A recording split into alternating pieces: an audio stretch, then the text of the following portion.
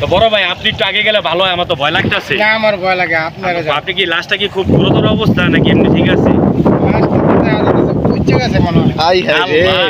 আমরা আছি এখন পদ্মা নদীর পাড়ে, আর এখানে আসার পর দেখতেছি ওইখানে একটা লাশ কোথা থেকে যেন ভাইসা আসছে। তো এই লাশটা কার বা কোথা থেকে আসছে আমরা কোনো কিছুই বলতে পারি না। আপনারা একটু ভিডিওটা বেশি করে শেয়ার করে দিবেন, যাতে করে তার পরিবার তার লাশটাকে খুঁজে পায়, আর তার পরিবার তার লাশটাকে খুঁজে পেলে তারা সবাই একসাথে তার জানাজা দিতে পারবে। তাই আপনাদেরকে বলছি ভিডিওটা একটু বেশি করে শেয়ার করে দিন।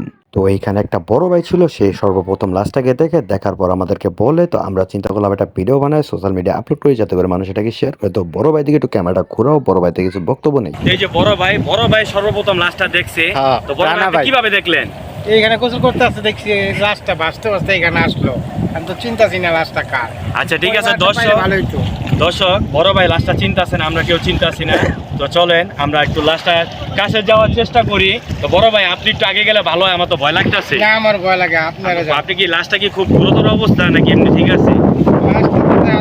বুঝছে গেছে মনে হয়। আই হায় রে। আল্লাহ! আল্লাহ।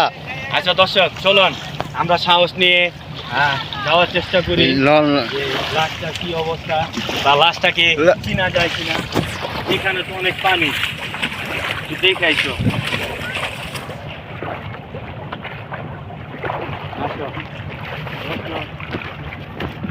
তো আমরা লাস্টার খুব কাছেই চলে আসছি। তো আমাদের অনেক ভয় কাজ করতেছে, কারণ এরকম দৃশ্য এর আগে কখনো আমরা দেখি নাই। তো আমরা লাস্টটাকে একটু জুম করে আপনাদেরকে দেখানোর চেষ্টা করব, যাতে করে আপনারা দেখে চিনতে পারেন লাস্টটি কার বা কোথা থেকে এসেছে।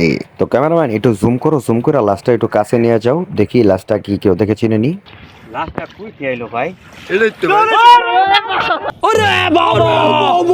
আচ্ছা দর্শক লোকটা আমরা মনে করছি মরে গেছে, আমি জীবিত আছে।